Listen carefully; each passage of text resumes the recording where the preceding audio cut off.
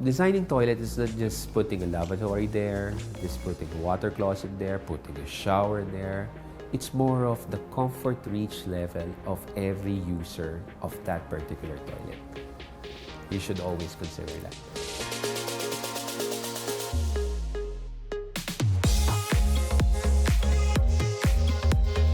I'm architect Don de Guzman.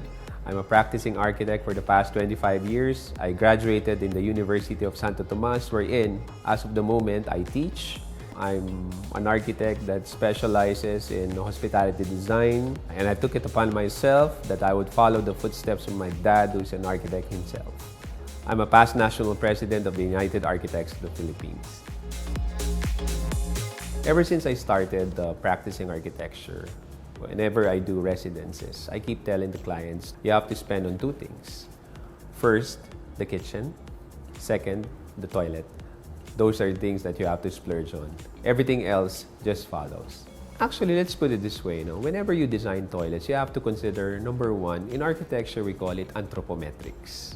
We call the movement, the natural movement of every person. So it's something to be considered. Like for example, if you're going to a shower, you do this. And then you go around. If one part of your elbow would hit a wall, you're doing a wrong shower. It's as simple as that. Whenever you're sitting down, chances are, I would say, 80% of the people around the world do their business in the toilet while reading a newspaper. We have our cell phones with us. So we spend more time. We spend more time in toilets. So it's something that should be comfortable. So we as architects, that's what we do. So we have to make sure that everything is within reach, but still comfortable. The primary consideration in architecture are three things. Number one, light. Number two, vent. And number three, as mentioned, anthropometrics. So those are very important details. So light, vent, and anthropometrics. We talk of light, we get natural light in. Ventilation, we get the natural air in. And anthropometrics, consider the person that would be using the place. When it comes to fixtures, a lot of fixtures are out right now.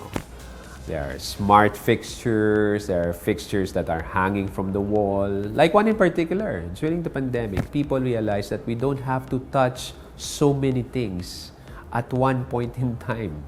So right now, we have toilets that whenever you go in front of the toilet, the lid goes up. Those are smart toilets. So we have different sitting positions. We got to have different fixtures at varying comforts, at varying angles. So that's very important because that simply adds up to the comfort level of a person whenever you are in the toilet. The traditional ones are the ones that you wind up right at, right? So those are the usual faucets. Right now, when fixtures evolve, you have those lever type wherein you can even use your elbow. It's something that is very comfortable. You don't want to touch your faucet with a dirty hand because that's the one that you're going to be washing. And another thing are automated faucets where you just place your hand right under there and it would just begin to flow. So it's something also that is being considered right now. Right now as we speak, whenever you go to public places, that's going to be the norm in the next how many years. One thing I want to share when you're designing a toilet, some people are thinking of negligible measurements like 1 inch, half an inch, 2 inches. In a toilet, it definitely matters.